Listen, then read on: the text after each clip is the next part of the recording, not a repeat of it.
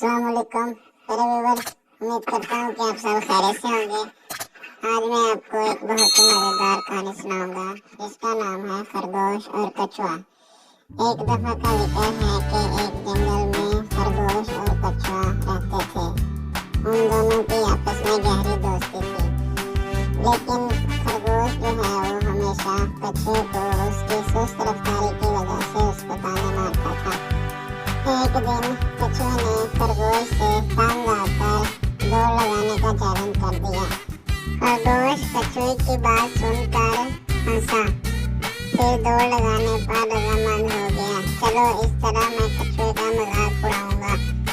और ये तय पाया कि जंगल में एक किनारे से लेकर दूसरे किनारे तक जाना है। जो पहले पहुंचेगा वो फातेह करार पाएगा। मुकर्रर वक्त पर दौड़ शुरू हो गई।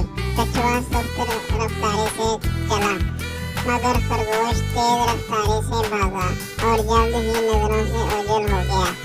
जंगल के दरमियान पहुंचकर खरगोश ने सोचा, मैं अकेला क्यों भाग कर थकूं, क्यों ना कुछ देर आराम कर लूं ताकि कछुआ भी जरा करीब आ जाए। ये सोचकर खरगोश एक दरख्त की ठंडी छांव में लेट गया। जल्दी ही गहरी नींद में सो गया। दूसरी तरफ कछुआ आहिस्ता आहिस्ता लेकिन मुसलसल चलता रहा।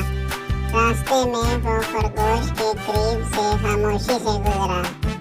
आखिरकार बरगद के दरख्त के नीचे पहुंच गया। उधर खरगोश की आंख खुली तो उसने पीछे से मुड़ कर देखा। उसे कछुआ कहीं नजर न आया। सोचने लगा, अभी कछुआ बहुत पीछे होगा, मैं पहले ही पहुंच जाऊंगा। लेकिन खरगोश जब उस मकाम पर पहुंचा, कछुआ पहले ही वहां पहुंच चुका था।